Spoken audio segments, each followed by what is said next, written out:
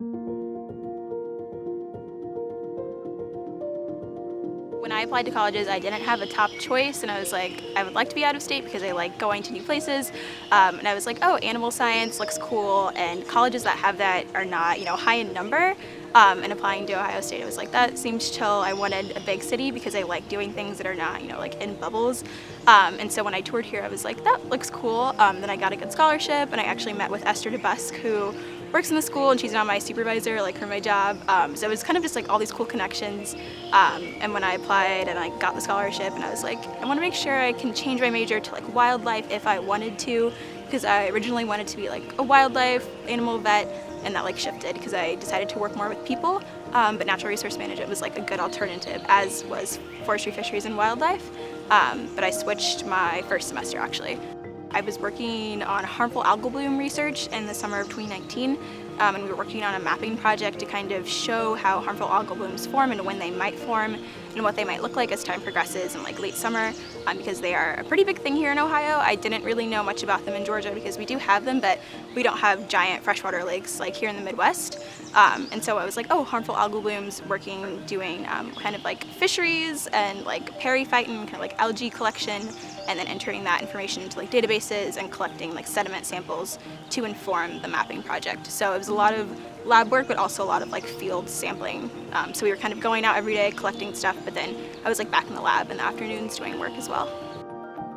For my job in SENR, I'm officially the peer mentor president. I was previously the outreach coordinator for students, but now my role looks like working with all peer mentors who are students who are like usually second years and above in the school, who work with all incoming freshmen and transfer students. So I help kind of plan modules for the new students and help them get acclimated to campus.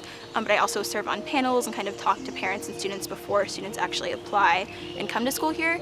And I think sharing like my experience and what is possible on campus is really important, because a lot of students just don't know, like what could happen as a student, or how they can get involved. And I've also worked with the dean to kind of provide some more like funding and resource opportunities for like minority and underrepresented students.